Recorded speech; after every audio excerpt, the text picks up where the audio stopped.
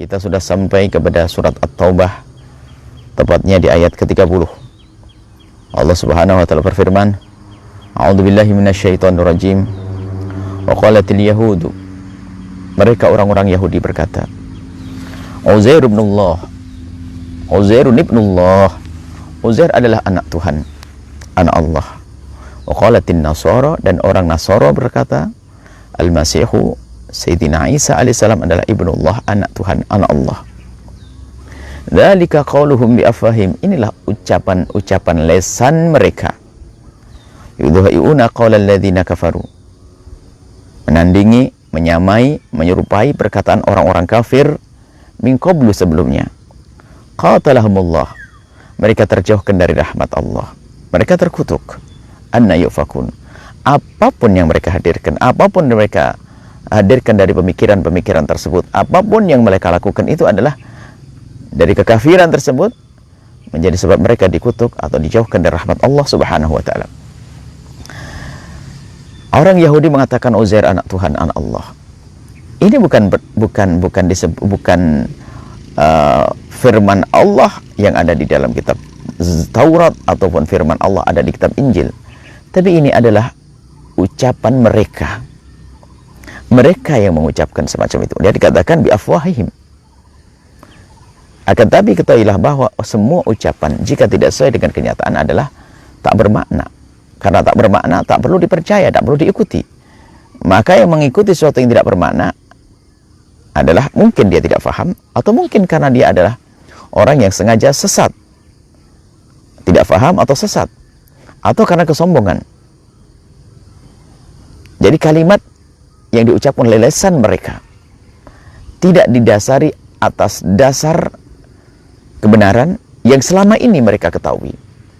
Seperti sebuah contoh, jika ada satu orang tiba-tiba menancapkan besi 1, 2, 3. Kemudian orang tersebut ditanya, untuk apa besi ini? Besi ini besok akan keluar buah apel, akan berbuah buah apel. Orang nggak akan bisa percaya, mana ada besi berbuah apel. Besi ya besi, ditancap, dicor nanti.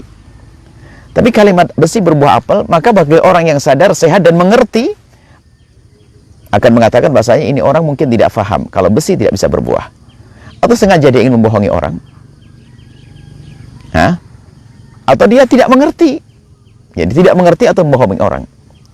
Jadi kalimat yang diucapkan itu harus dasar. Misalnya kalau kita menanam buah apel, lalu dia berkata, ini buah apel, pohon apel aku tanam dengan harapan nanti akan buah dengan buah apel, maka orang akan bisa menangkap karena omongannya benar.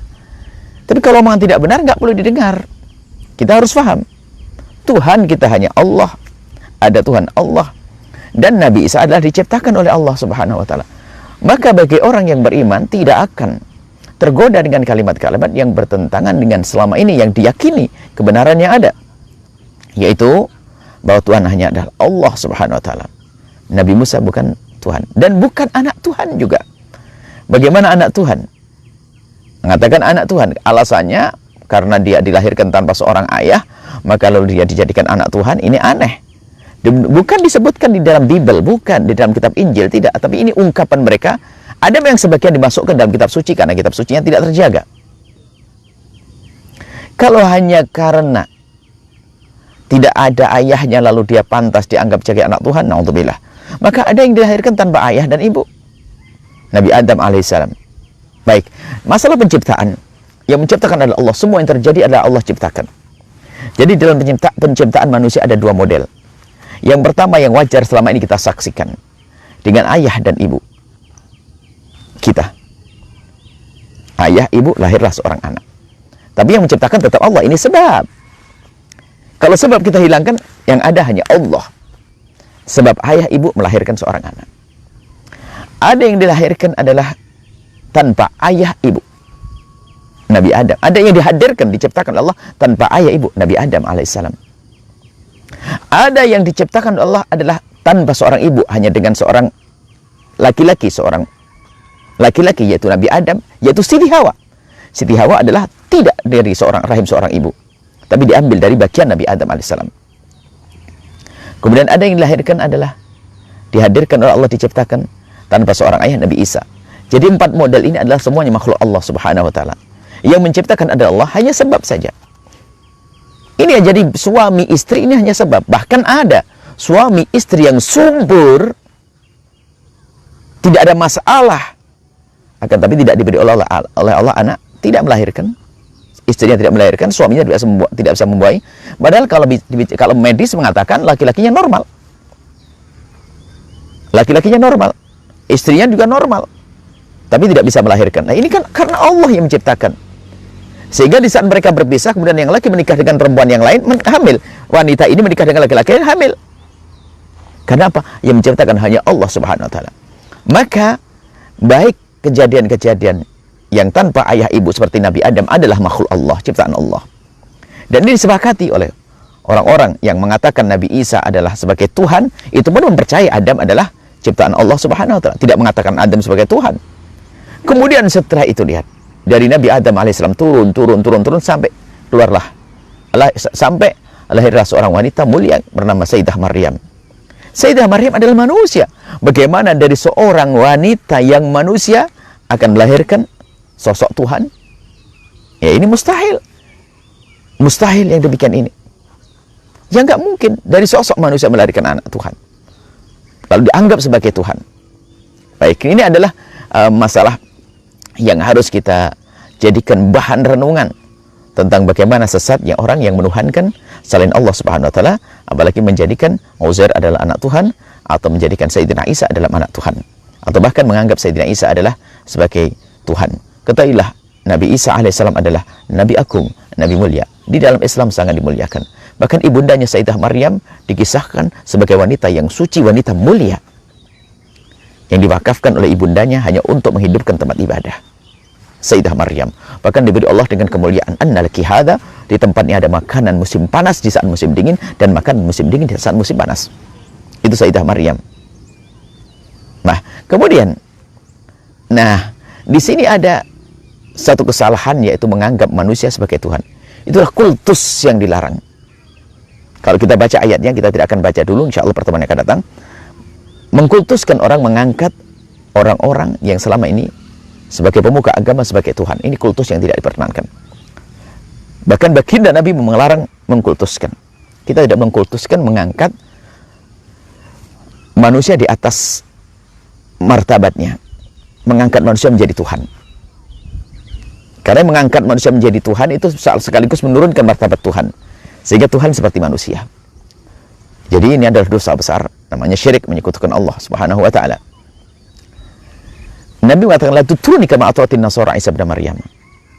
Jangan kau kultuskan aku di sini Nabi Muhammad. Jangan engkau kultuskan aku seperti orang Nasara mengkultuskan Isa bin Maryam, sampai diangkat sebagai anak Tuhan, bahkan dianggap sebagai Tuhan Yesus. Ini adalah dalam irama dialog, kita tidak mencaci urusan Tuhan, sebab Nabi Isa di dalam agama kita sangat disanjung.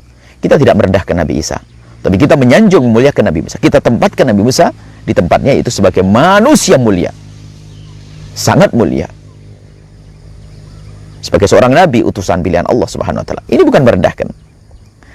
Nah, Nabi Isa alaihissalam adalah manusia mulia, pilihan Allah Subhanahu wa taala. Akan tapi pengikutnya ada yang mengkultuskannya, mengangkat melebihi dari derajat manusia, diangkat menjadi derajatnya Tuhan. Ini adalah menyekutukan, dan ini tidak diperkenankan. Dan Nabi Muhammad SAW melarang, la tutruni, jangan kau kultuskan aku seperti orang Nasrani mengkultuskan Sayyidina Isa alaihissalam. Di sini ada orang yang salah faham, lalu berkata menyanjung Nabi dianggap mengkultuskan. Oh tidak, menyanjung Nabi tidak mengkultuskan. Mengkultuskan ini diberi contoh oleh Nabi, yaitu mengangkat Nabi Isa sebagai Tuhan atau anak Tuhan. Maka mengkultuskan ada urusan dengan Nabi Muhammad adalah menganggap Nabi Muhammad sebagai Tuhan, menyamakan Nabi Muhammad dengan Tuhan. Itu kultus. Dan alhamdulillah penyanjung Nabi Muhammad sampai hari ini tidak ada mengatakan Nabi Muhammad seperti Tuhan. Yang ada adalah orang salah faham, tidak mengerti makna sebuah syair, dianggap itu menyamai Tuhan. Makanya banyak tuduhan-tuduhan yang diberikan kepada kaum muslimin, bahkan kebanyakan kaum muslimin dari sekelompok kecil menuduh penyanjung Nabi adalah mengkultuskan Nabi SAW. Bahkan kalau kita menyanjung Nabi setiap hari, bukan mengkultuskan. Jasad Nabi perlu kita sanjung. Semua dari Nabi adalah istimewa. Syariat Nabi Muhammad istimewa. Syariat Nabi Muhammad mulia, Bahkan jasad Nabi mulia. Bahkan tidak ada kultus kalau seandainya ada orang membuat satu syair indah tentang dahaknya Nabi Muhammad sallallahu alaihi wasallam yang para sahabat Nabi berkata, disebutkan dalam riwayat sahihah bahwasanya ma tanakhama nukhamatan illa wasaqatat fi kafi rajulin minhum fadallaka biha wajhah. Nabi tidak membuang satu dahak, kecuali sudah ditangkap sahabat Nabi, diusapkan di wajah mereka. Bagaimana dahak Nabi disanjung?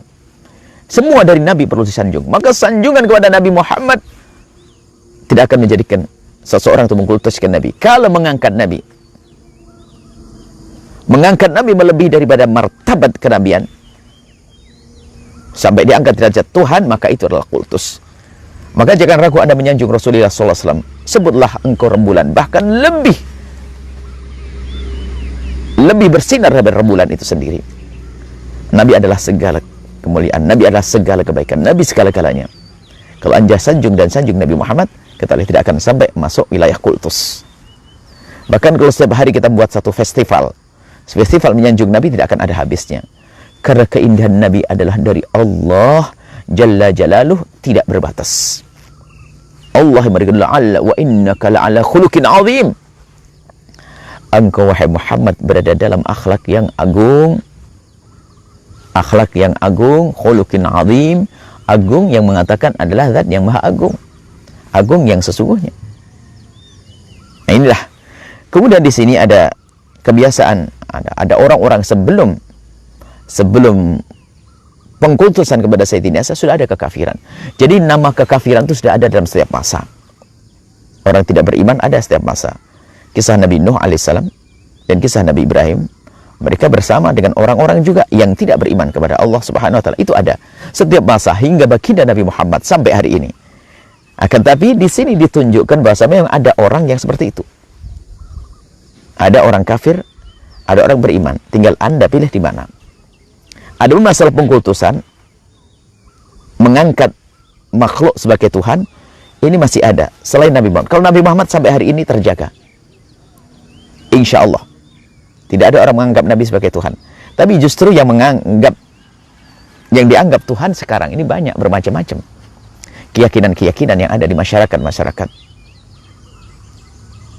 tentang pohon, tentang penguasa laut, selatan, dan sebagainya. Itu yang harus kita fahamkan kepada umat kalau itu kebatilan.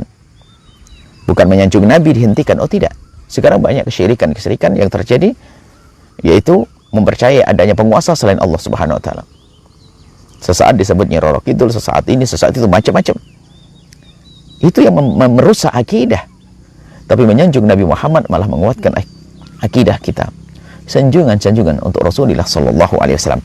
Baik, disebutkan di sini adalah mereka orang-orang itu akan dijauhkan Allah dari rahmat Allah, terkutuk. Orang-orang yang menyekutukan Allah terkutuk, tidak mendapatkan rahmat dari Allah Subhanahu Wa Taala. Cara an-nayufakun di sini menunjukkan bahwasanya cara mengkafirkan, menyekutukan Allah itu bermacam-macam, tapi semuanya sama, mengundang murka Allah dan selamanya di dalam neraka. Jadi di sana ada agama. Ingat bahwasanya kita harus meyakini agama yang paling benar adalah agama Nabi Muhammad, agama Islam. Agama selain agama Islam tidak akan diterima oleh Allah Subhanahu wa taala. Ingat. Selain agama Islam tidak diterima oleh Allah Subhanahu wa taala. Bermacam-macam model. Mereka menyeru, biarpun itu menyeru kebaikan yang kita terima, agama keyakinan nggak boleh disamakan. Biarpun mereka melakukan kebaikan, tetap karena tidak ada kuncinya iman, tidak ada. Mereka tidak akan dapatkan surga Allah Subhanahu wa taala.